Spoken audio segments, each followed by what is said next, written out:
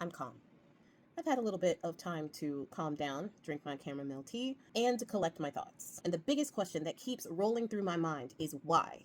Why, after the Democrats had such a great night, almost immediately after the Democrats were shown by the people that the people were on their side, why, oh why, would they start now to cave? And I want it to be clear that it is not all the Democrats that are talking about caving. The Democrats in the House are coming out staunchly against the Democrats in the Senate who are thinking about doing this. And it's not even all Democrats in the Senate who are thinking about doing this. It is a select few Democrats in the Senate with Chuck Schumer at the head thinking about betraying the American people. So I do want to clear that up. I have another video coming soon about what we do if this actually happens, because I think that some people are going in the wrong direction, and it is the same direction that put us exactly where we are right now. But that is for another video. The question that keeps coming to my mind is why, and the answer that I keep getting is money. Big dollar donors. Walk with me for a minute.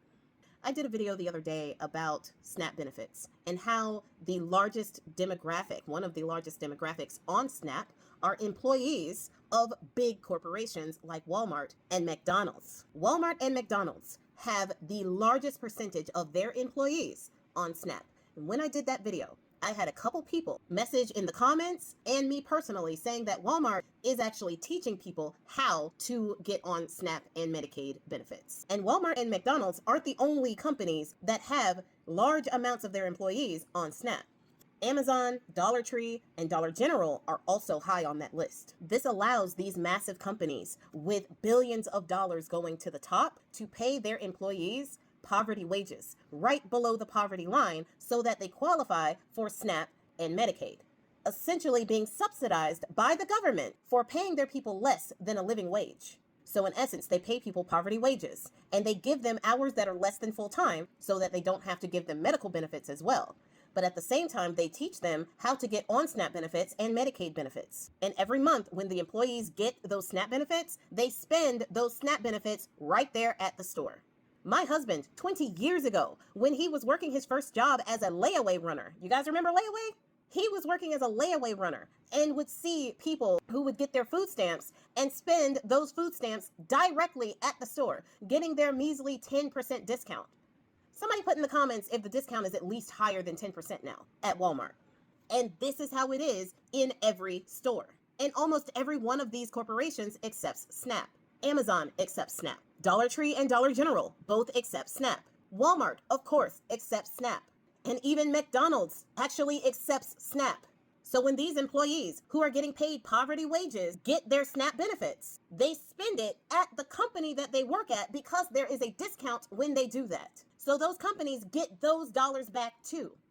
And the cycle just begins again. And these same companies get billions of dollars in tax breaks and tax credit for the business expense of even paying the people in the first place. Meanwhile, they are getting paid taxpayer-funded SNAP benefits from their own employees, as well as everybody else that gets SNAP. Walmart gets $2.1 billion a month in SNAP revenue. 24% of SNAP shoppers shop at Walmart. And they aren't the only ones who depend on SNAP revenue. Kroger gets $700 and something million a month when it comes to SNAP revenue. Target, Trader Joe's, Aldi's, and other companies also reach their bottom line and heighten their revenues based on monthly SNAP benefits. So naturally, the Food Industry Association, which all of these companies are under, have been talking about how the local economies are going to be hurt because of the interruption in SNAP payouts.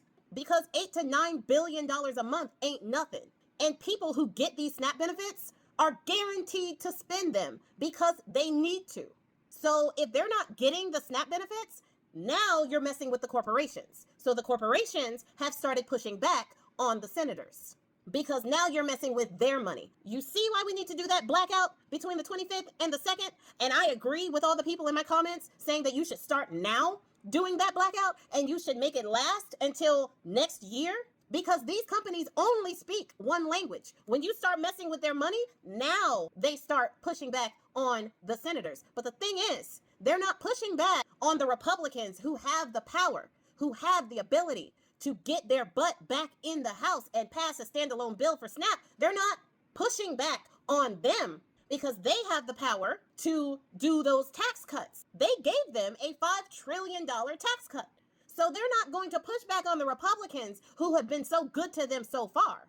They are pushing on the Democrats because they also give the Democrats, like Chuck Schumer, money. They also fund their campaigns. So the Democrats, the established Democrats, the ones who are still taking PAC money, the ones who are still taking APAC money, the ones who are still beholden to their donors will always do what their donors say above what is best for the people.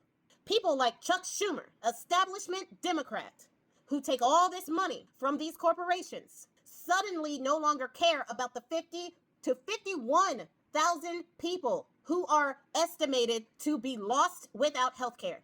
Suddenly, those people's lives no longer matter to people like Chuck Schumer. When the corporations start threatening the dollar because the corporations' dollars are being threatened, all of a sudden, Chuck Schumer loses his nerve. All of a sudden, Chuck Schumer wants to put people back to work instead of making sure that those same people are still alive in the years to come. I think when people hear me say 50,000 people will be unalived, they're just thinking 50,000 people. No, I mean 50,000 people a year. That is 100,000 people in 2 years. That is 200,000 people in 4 years. And it goes on from there. For the people who think that you may not be affected by what's going on, for the people who think, oh, I don't have Obamacare, I don't have the ACA, so I'll be fine.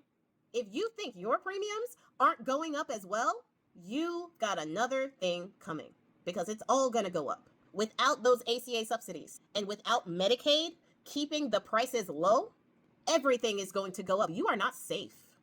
And it sucks that people are so narrow-minded that you think that just because it won't affect you now, it won't affect you ever.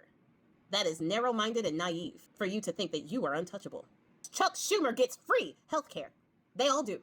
The Congress is living in a socialist bubble where their food is paid for at $79 a day. SNAP beneficiaries only get $6 a day.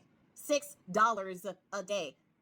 People like Chuck Schumer get $79 a day. They eat well on our tax dollars.